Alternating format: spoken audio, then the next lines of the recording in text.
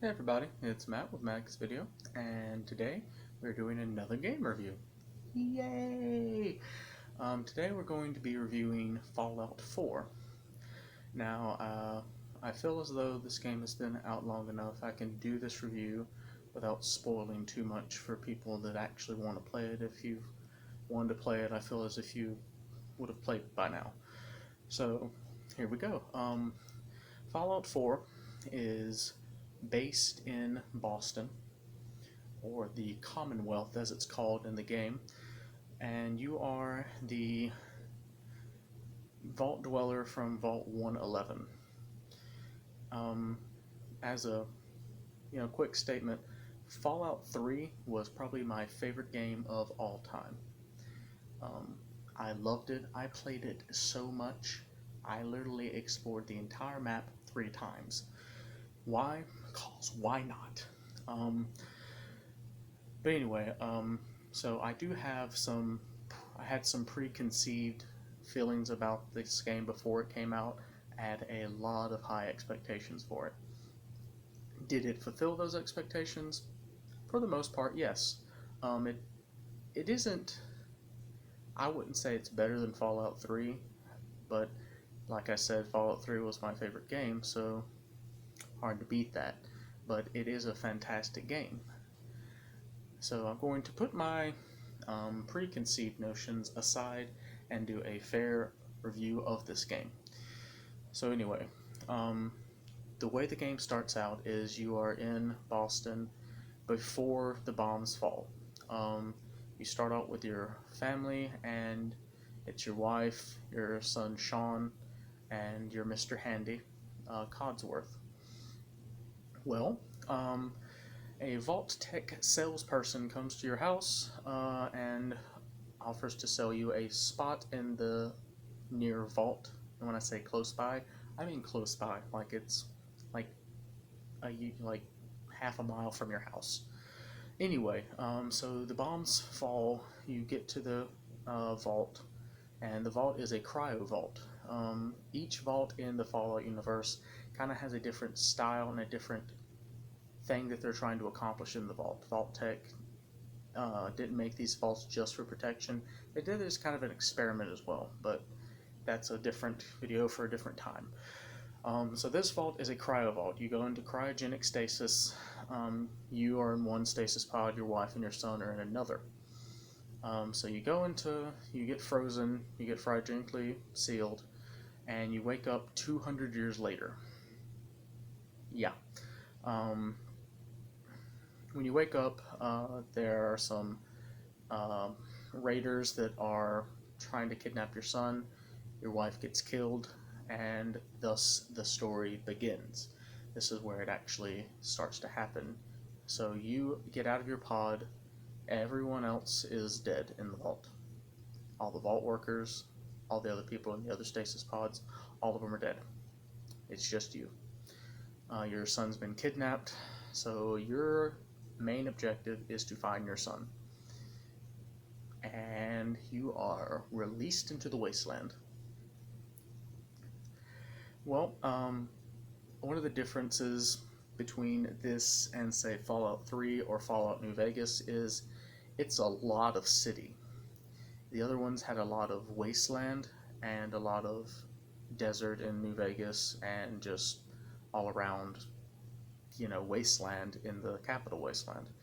Well, in this one, it's a lot of city. There is some outskirts to explore, but a lot of your objective happens within the city limits. Um, the main city within the Commonwealth is Diamond City, which is at the Boston Red Sox Stadium, and the whole Diamond City is within that stadium. But you're very rarely there. At least I wasn't. I was usually doing something else in some other place. But um, throughout your explorations, if you're like me, you put the finding your son thing to the last possible moment. There are a lot of factions you can work with in this game. You have the Minutemen, who are kind of the Minutemen. You know, it's an accurate name. They're kind of the citizen soldiers kind of thing, the National Guard of the Commonwealth. You also have the Brotherhood of Steel, which if you've played any Fallout game ever, you know who the Brotherhood of Steel are. They are this militaristic, power suit wearing, like full out military faction. They are technologically advanced. They know what they're doing. You have those. You have the Railroad, who is a resistance movement against one of the other factions known as the Institute. Now, the Railroad is literally underground. Like, their base of operations is a crypt underneath a church. They're underground. And then you have the Institute, who created the synths, which are artificial humans, a fully like class 3 synth you cannot tell from a human. And that's kind of a big thing in the Commonwealth of, your family member could be stolen in the night and replaced by a synth, and you would not know. There is no way to tell the difference, biologically at least. So you kind of have to choose who you want to follow. The Institute is looked at as the evil faction, and then you have the other factions who are the good factions. The Minutemen are purely good. They want to help everyone. You have the Railroad, they're good. They want to help synths who escape the Institute. Then you have the Brotherhood of Steel, who their only goal is to destroy the Institute. Yeah, that's all they're after.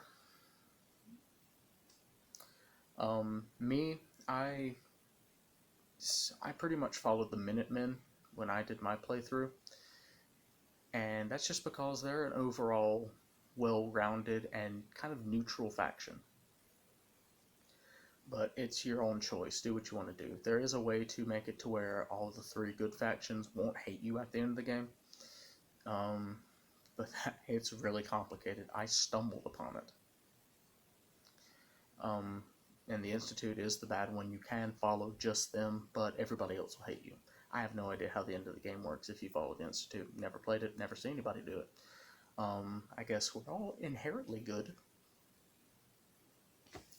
But I'm sure you can find a playthrough of somebody that followed the Institute if you really wanted to.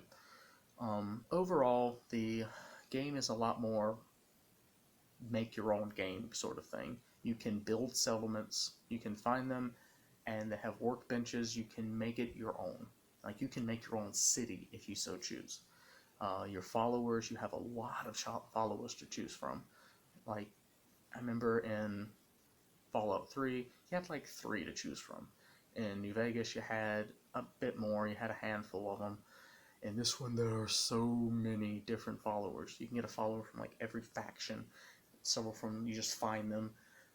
My go-to was Dogmeat, which is your trusty little pooch. He is good. He won't just find a random fat man and destroy you with it on accident. But there's a lot of other ones you can choose from. Super Mutants, Brotherhood of Steel members, Minutemen, Institute. There's a reporter you can get for some reason. There's a railroad member you can get. Really anything. So that's great. The workshop is... I didn't dive too much into it. And the way your settlements work is you have a meter that says how happy is your settlement. Your job is to get to 100%. I think the highest I've got it to is 80. Because it takes a lot to make these people happy. And you can set up trade routes in between your settlements. That's a neat feature. That way, if you find a settlement that doesn't have a lot of items you can build with, you can create a trade route with that one, and you can use all the items you have in your main settlement and use them at this little podunk settlement out in the middle of nowhere. So that's good. Overall, the story, I didn't find that there were characters as, I don't know, relatable as in the other games. I mean, it's hard to, match the likes of Three Dog in Fallout 3, but this one does a good job of having a broad story with a lot of background in it. They're about to release the DLC for it. I believe at the end of this month is the first DLC. And there's a lot of unexplored parts of the map that we haven't really seen much of, such as the water aspect. If you go to Levonicus, the YouTube channel Levonicus, my buddy Levon Smith, he explored everything that's underwater. Everything. And he spent a whole bunch of time doing it. So check out his channel. He has a lot of Fallout 4 content. If you want to know some lore about Fallout, look at the Shoddycast. It's another YouTube channel. They do a lot of Fallout lore. They also do Elder Scrolls lore and all this other lore, but they have a lot of good Fallout lore. But overall, great game. I highly recommend it. It's worth your money. You'll get a good amount of play out of it. And with the DLC coming, I'm really excited to see what's coming for it. And that's all for me. Another thing, this was created by Bethesda, in case you live under a rock or you're not a gamer and you didn't know that. And Bethesda, they're awesome. They make a lot of good games.